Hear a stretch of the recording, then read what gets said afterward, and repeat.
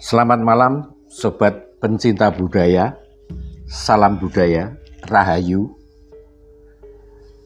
Semoga sobat budaya diberi kesehatan dan bagi yang menderita sakit semoga segera mendapat kesembuhannya.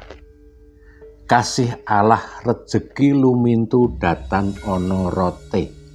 Kalimat ini ucapan dari Sinuwun Pakubuwono ke-9 sering diucapkan jika ketemu sahabat atau rakyatnya untuk saling mendoakan agar rezeki terus mengalir tanpa ada surutnya. Rezeki lumintu datan ono rote. Kali ini saya ingin membahas keris berdapur jaran goyang. Kita semua sudah mengetahui ada jaran goyang sebagai ajian ilmu dan ada pula keris berdapur jaran goyang. Mantra atau ilmu jaran goyang adalah sastra lisan berjenis pengasihan yang sebetulnya merupakan doa empu keris ketika mengerjakan sebuah keris berdapur jaran goyang yang kemudian bergeser pengertiannya. Ilmu atau mantra jaran goyang yang berkembang, terutama berkembang di masyarakat suku Osing Banyuwangi, Jawa Timur, itu mantra jaran goyang yang dianggap sebagai ilmu pelet karena erat dikaitkan dengan ilmu gaib, metafisis, dan dunia paranormal yang sifatnya untuk memaksa, menyakiti, sehingga menjadi mantra yang berstigma negatif. Di dalam falsafah sastra Jendra atau kejawen pada umumnya, manusia memiliki 4 unsur, yaitu api, tanah, air, dan udara, angin, dengan aura atau sorot kalau bahasa Jawa, berwarna merah, kuning, putih, dan hitam. Penggambaran nafsu manusia itu menjadi amarah, aluamah, sofiah, dan mutmainah. Ini yang versi Sunan Kalijogo.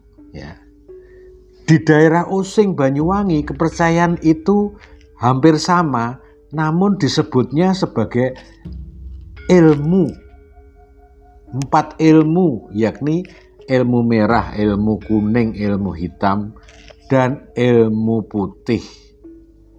Mantra jaran goyang ini termasuk kategori ilmu merah yang digolongkan sebagai aktivitas santet. Kata santet merupakan akronim dari bensisan gantet yang berarti supaya bersatu, berjodoh,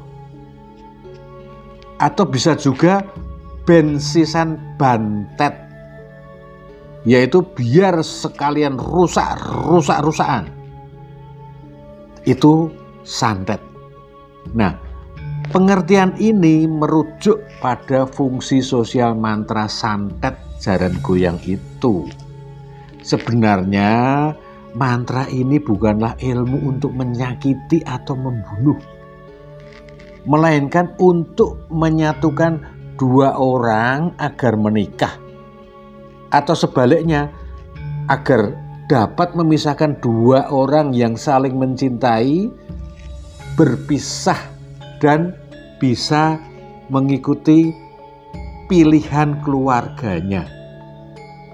Sering terjadi pasangan yang sudah saling bercinta itu dilarang keluarganya, akhirnya diberikan pilihan yang dari keluarganya sendiri. Ada temuan catatan yaitu adanya masalah sosial yang terjadi, yaitu catatan kuno itu mengatakan ketika kerajaan Blambangan diambang kehancuran, terjadi polarisasi, rakyatnya terbelah, sehingga strata sosial menjadi ukuran yang mahal. Maka agar keturunan tidak tercampur, mereka menikahkan putra-putrinya atas dasar kekerabatan untuk menjaga strata sosial itu. Namun, di antara para muda-mudi tentu ada yang tidak mau berjodoh. Dari sinilah maka mantra jaran goyang kemudian berfungsi untuk menjodohkan mereka. Mantra jaran goyang ini selain di Banyuwangi ternyata juga dikenal oleh masyarakat Jawa Barat. Mantra ini mempunyai kesamaan nama dan fungsinya. Ciremai atau Ceremai adalah nama gunung yang berada di wilayah Kabupaten Cirebon yang juga termasuk wilayah Kuningan dan Majalengka di Jawa Barat.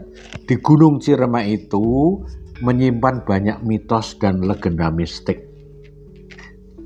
Salah satunya adalah legenda Nini Pelet. Kisah ini sudah menjadi bagian tradisi lisan masyarakat sekitar gunung itu. Berdasarkan sastra lisan, Gunung Ciremai ini merupakan singgasana kerajaan Nini Pelet. Dan Nini Pelet ini merupakan tokoh yang memiliki kesaktian khusus di bidang percintaan. Dalam kisah rakyat di sono, Nini Pelet diceritakan merebut kitab mantra asmara milik Ki Buyut Manguntopo. Kitab tersebut memuat ilmu-ilmu. Salah satunya adalah ilmu jaran goyang yang dikenal kegunaannya untuk mengikat hati lawan jenis. Sementara itu, berdasarkan mitos yang berkembang, Ki Buyut Manguntopo adalah orang sakti sesepuh pencipta ilmu-ilmu termasuk ilmu jaran goyang. Dia konon dimakamkan di Desa Mangunjaya, Blok Karangjaya, Indramayu, Jawa Barat. Ini menurut catatan yang kita temukan ya. Begitulah kronologinya hingga sekarang mantra jaran goyang dianggap sebagai santet.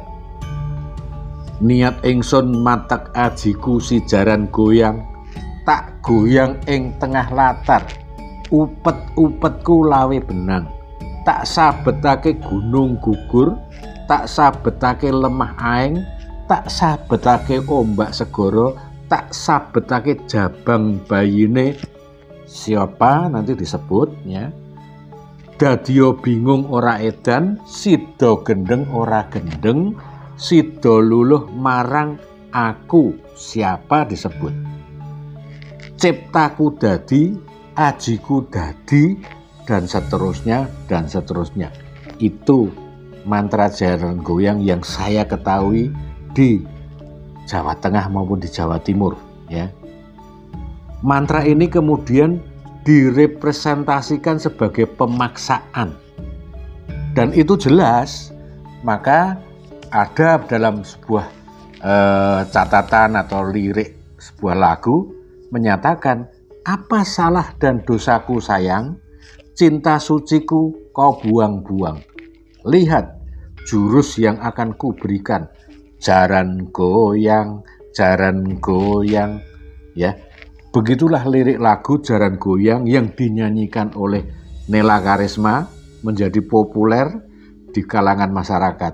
Bahkan lagu ini seolah menjadi lagu wajib dinyanyikan di setiap acara hajatan. Ya, ini kan suatu hal yang sangat bisa terjadi. Berkaitan dengan aji pengasihan ini, sebetulnya apa yang bisa kita ketahui adalah bahwa bentuk sosial masyarakat di zaman Majapahit, Blambangan, juga di Bali sangat diwarnai kehidupan yang harmoni. Kita bisa membayangkan bagaimana para remaja di Bali, kemudian juga di Jawa Timur yang memiliki DNA Mojopahit juga, bisa kita lihat adanya banyak kesenian, tari, sastra yang begitu mengagungkan percintaan, mengangkat asmara dahana. Pergaulan muda-mudi diterjemahkan dengan anggun dan bukan oleh karena nafsu berahi, melainkan sebuah percintaan alami yang sederhana merupakan satu eksistensi lelaki dan perempuan yang memiliki asmara. Mantra pengasihan ini kemudian dikonotasikan sebagai perbuatan kejahatan atau negatif, ya. Mantra jaran goyang sebelumnya sudah diperkenalkan oleh para empu keris yang tersirat dalam muatan simbolisme tentang nilai welas asihnya Gusti Allah atau kasih sayang Tuhan. Empu dan leluhur zaman dahulu menghayati seorang pawang atau perawat kuda yang mahir membandingkan kudanya, atau yang disebut goyang jaran, memandikan kuda, goyang jaran, ya, yaitu memandikan kuda dengan segenggam rumput atau alang-alang kering yang diusap-usap, dielus-eluskan di tubuh kuda dengan belayan perasaan sang pawang yang merupakan suatu aktivitas mengasihi yang kemudian meluluhkan kebinalan kuda liar menjadi mudah dikendalikan. Itulah sebetulnya esensi simbolisme dari keris berdapur jaran goyang. Jadi tidak semata-mata untuk pelet. Kata jaran goyang itu berasal dari kata goyang jaran, memandikan kuda, yang kemudian dibalik menjadi jaran goyang, jaran goyang. Nah, sobat budaya, sebilah keris berdapur jaran goyang memiliki tuah kemampuan pada pengendalian, baik itu tentang asmara, perusahaan, masalah-masalah yang sulit diselesaikan, bahkan jika diacungkan untuk pengendalian massa jika terjadi kerusuhan. Empu membuat keris ini secara spiritual dengan pemantraan yang bertujuan lebih tinggi. Keris berdapur jaran goyang yaitu keris luk tujuh, gandek polos, hanya ada hiasan ripandan, ternyata banyak dimiliki oleh pengusaha dan pemimpin-pemimpin, yaitu dengan harapan agar disegani oleh bawahannya agar dapat mengendalikan apa yang menjadi tugasnya. Begitulah sobat budaya, kita sering menemukan suatu diversifikasi makna karena pada dasarnya memang perkerisan itu multitafsir, termarginalkan, terpinggirkan. Orang kurang memahami kearifan lokal budaya, kemudian langsung memberi stigma-stigma negatif.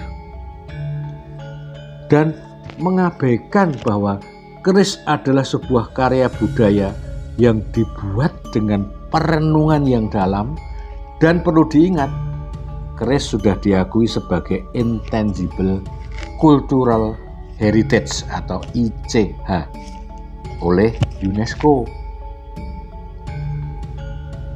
Sampai di sini dulu sobat budaya. Sampai jumpa lagi di KCB Channel episode berikutnya. Salam budaya, rahayu, rahayu, rahayu.